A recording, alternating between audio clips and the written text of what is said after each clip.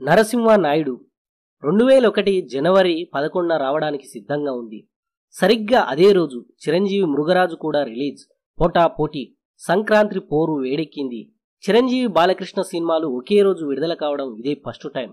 ఇంకో పక్క వెంకటేష్ భారీ గ్రాఫిక్స్ సినిమా దేవిపుత్రుడు కోడి రామకృష్ణ దర్శకత్వంలో. ఫైనల్గా నరసింహ నాయుడే సంక్రాంతి విజేత. 6 కోట్లతో తీస్తే 25 కోట్లు పైచిలుకు వసూలు చేసింది. దక్షిణాదిలో 105 కేంద్రాలలో 100 రోజులాడిన తొలి సినిమా ఇది.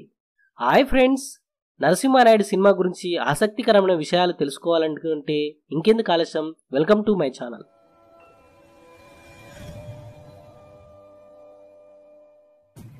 బాలకృష్ణ అభిమానులంతా బి గోపాల్ను చుట్టుముట్టేశారు.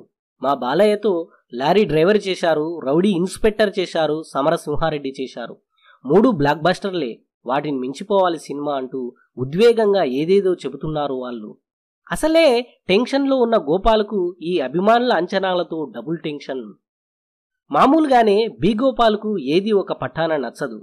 పరుచూరి బ్రదర్స్ లాంటి వాళ్ళు తల్లిదండ్రులు వంశానికొక్కడు కథలు చెబితేనే తిరస్కరించిన వాడు గోపాల్. గోపాల్కు కథ నచ్చేలా చేయడం అంటే ఒక పెద్ద మహాయజ్ఞమే. దానికి తోడు గోపాల్కి ఇది 25వ సినిమా. ఇంకో టెన్షన్, హేమ హేమీల లాంటి రచయితలు చెప్పిన కథలు కూడా నచ్చడం లేదాయనకు. అలాంటి టైంలో చిన్ని కృష్ణ గుర్తొచ్చాడాయనకు. సమరసింహారెడ్డి నుంచి టచ్లో ఉంటున్నాడు. మొన్నీ మధ్య రజనీకాంత్ నరసింహ సినిమాకు రచయితగా పనిచేశాడు. అర్జెంటుగా బాలయ్యకు కథ కావాలి చిన్ని అని అడిగారు బి గోపాల్. రెడీ సార్ అని అక్కడే కూర్చొని కథ చెప్పడం మొదలుపెట్టాడు చిన్ని కృష్ణ. అవాక్కైపోయారు బి గోపాల్. కథ విన్న తర్వాత కూడా ఆయనది అదే పరిస్థితి. అప్పటికప్పుడు పరచూరి గోపాలకృష్ణకు కబురు పంపారు. ఆయనంటే బి గోపాల్కు బాగా గురి. తనకేం కావాలో, బాలకృష్ణకేం నచ్చుతుందో పరచూరి వాళ్లకు బాగా తెలుసు. చిన్ని కృష్ణ చెప్పిన కథ విన్నారు పరచూరి గోపాలకృష్ణ. ఆయనకు ఓపెనింగ్ సీనే నచ్చేసింది. హీరో ఓ సంగీత మాస్టర్, కొడుకుతో పాటు అజ్ఞాతంగా గడుపుతుంటాడు. తీరా చూస్తే అతను ఐపీఎస్ ఆఫీసర్. బి గోపాల్కు అక్కడే డౌట్. హీరోని పోలీస్ ఆఫీసర్గా కాకుండా ఇంకోలా చూపించొచ్చు. చిన్ని కృష్ణ దగ్గర ఇంకో వెర్షన్ రెడీగా ఉంది. ఇండియా టుడేలో వచ్చిన ఓ ఆర్టికల్ దానికి ప్రేరణ. పంజాబ్లో ప్రతి ఇంటి నుంచి ఒకరినైనా ఆర్మీకి పంపిస్తారంట. అదొక రూల్ అట. దాన్ని ఇక్కడ రాయలసీమకు అప్లై చేశాడు చిన్ని కృష్ణ. ఆ ఊరిని ఫ్యాక్షనిస్టుల బారి నుంచి కాపాడుకోవడం కోసం ఇంటికో బిడ్డ చొప్పున సైన్యం ఏర్పడుతుంది. ఆ ఇంటి నుంచి బలిదేవుడుగా హీరో వెళ్తాడు. చిన్ని కృష్ణ చెప్పిన ఈ ఐడియా అందరికీ ఓకే. ఇంకా స్క్రిప్ట్కి మెరుగులు దిద్దుతున్నారు. కొన్ని మార్పులు, కొన్ని చేర్పులు, ఇంకొన్ని కొరుపులు. హీరో ఇప్పుడు సంగీత మాస్టర్ కాదు, నాట్యాచారుడు. Major change. హీరో ఊరిని కాపాడడం బాగుంది, కుటుంబాన్ని కూడా కాపాడే సీన్ ఏదైనా ఉంటే ఇంకా బాగుంటుందని పరచూరి వెంకటేశ్వరరావు సలహా. చిన్ని కృష్ణ రాత్రికి రాత్రి రైల్వే స్టేషన్ ఎపిసోడ్ సృష్టించాడు. రైల్వే స్టేషన్లో అన్నయ్యలను ప్రత్యర్థుల నుంచి హీరో కాపాడే సీన్.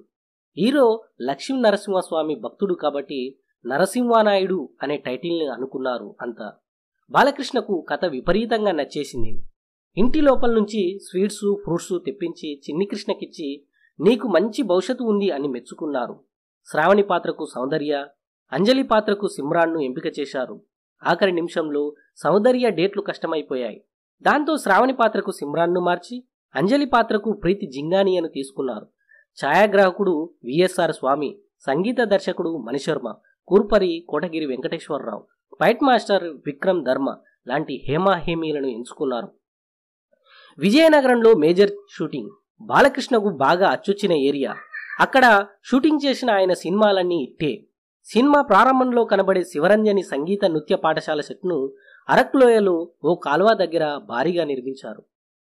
ఆ కాల్వ మీద కర్రలతో 120 అడుగుల వంతెన కట్టారు. ఇంటర్వెల్ ఎపిసోడ్ కోసం 60 లక్షల రూపాయలు ఖర్చు పెట్టారు. హీరో రైల్లో వెళ్తుంటే పైన హెలికాప్టర్లతో, కింద 30 టాటా సుమలతో విలన్ గ్యాంగ్ చేంజింగ్. 100 మందికి పైగా ఫైటర్లు 8 రోజులు తీశారు. నయాగరా జలపాతం దగ్గర, కెనడా రాజధాని టొరంటోలో కొన్ని పాటలు చిత్రించారు. ఇక క్లైమాక్స్ ఒకటే బ్యాలెన్స్. ఎలా తీయాలనే విషయంలో టెన్షన్ లేదు, ఏం తీయాలన్న దగ్గర డిస్కషన్. 9 రకాల క్లైమాక్స్లు సిద్ధం చేశారు. వాటిలోంచి ది బెస్ట్ ఎంచుకోవాలి. ఆ బాధ్యత పరచూరి గోపాలకృష్ణ, చిన్ని కృష్ణలకే అప్పగించారు బి గోపాల్. వైజాగ్లో షూటింగ్. ఆయన లొకేషన్కి వెళ్ళిపోతూ వీళ్ళిద్దరూ హోటల్ రూములో అంతర్మదనం. ప్రీతి జింగానియాను బాలకృష్ణ పెళ్లాడితే కథ హ్యాపీ ఎండింగ్ అవుతుంది. కానీ హీరో తన స్వార్థం చూసుకున్నాడనే ఫీలింగ్ ఎక్కడో ప్రేక్షకులకు కలుగుతుంది. బాలకృష్ణ కూడా అదే సందేహం వచ్చి ఈ క్లైమాక్స్ వద్దన్నారు. ఏం చెయ్యాలో వీళ్ళిద్దరికీ పోల్పోవడం లేదు. సలహా కోసం పరుచూరి వెంకటేశ్వరరావుకు ఫోన్ చేశారు. ఆయన చిటికెలో పరిష్కారం చెప్పేశారు. ఇంతమందికి ఇన్ని చేశావు, ఆ పసివాడికి అమ్మని తెచ్చి పెట్టలేవురా అని కె విశ్వనాథ్తో ఓ డైలాగ్ చెప్పిద్దాం. దానివల్ల హీరో తన కోసం పెళ్లి చేసుకున్నాడనే ఫీలింగ్ ఆడియన్స్కు కలగదు. చిన్ని కృష్ణ హుషారుగా విజిలేశాడు. ఇది 200 రోజుల సినిమా సార్ అన్నాడు. పరుచూరి గోపాలకృష్ణ చిద్విలాసంగా నవ్వారు. రేపే షూటింగ్ ఆఖరి రోజు. ఓ కామెడీ సీన్, ఓ డైలాగ్ సీన్ బ్యాలెన్స్. అది తీస్తే గుమ్మడికాయ కొట్టేయచ్చు. లాస్ట్ మినిట్లో బ్రహ్మానందం డేట్ మిస్. బి గోపాల్కు టెన్షన్. గుండు హనుమంతరావుని పెట్టి కానిచ్చేద్దామా, లేకపోతే ఆ కామెడీ సీన్ తీసేసి డైలాగ్ సీన్ బాగా పెంచుదాం అన్నారు బి గోపాల్. తన ఇంటి మెట్ల మీద కూర్చొని ఆలోచిస్తున్నారు పరుచూరి గోపాలకృష్ణ. సీన్ పేపర్ మళ్ళీ చూశారు. అక్కడేవో పొడుగాటి డైలాగులున్నాయి. వాటిని తగ్గించి ఇంకా శక్తిమంతంగా రాయొచ్చు. గోపాలకృష్ణకు అకస్మాత్తుగా పెద్ద అయిన ఎన్టీఆర్ గుర్తొచ్చారు. ఆయనతో కొన్ని సంఘటనలు గుర్తుకొచ్చాయి. చకచకా డైలాగులు రాసిచ్చేశారు.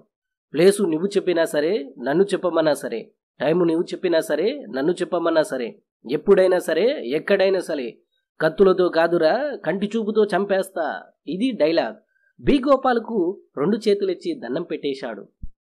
లాస్ట్ మినిట్లో ఇంకో టెన్షన్. సినిమా నిడివి బాగా ఎక్కువైపోయింది. సెకండ్ హాఫ్ని టచ్ చేయడానికి లేదు, అంతా ప్యాక్ట్గా ఉంది. తీస్తే గీస్తే ఫస్ట్ హాఫ్లోనే తీసేయాలి. పెద్ద తలకాయలంతా కూర్చున్నారు. ఫస్ట్ హాఫ్ నుంచి ఒక్కో సీను నరుక్కుంటూ వస్తున్నారు.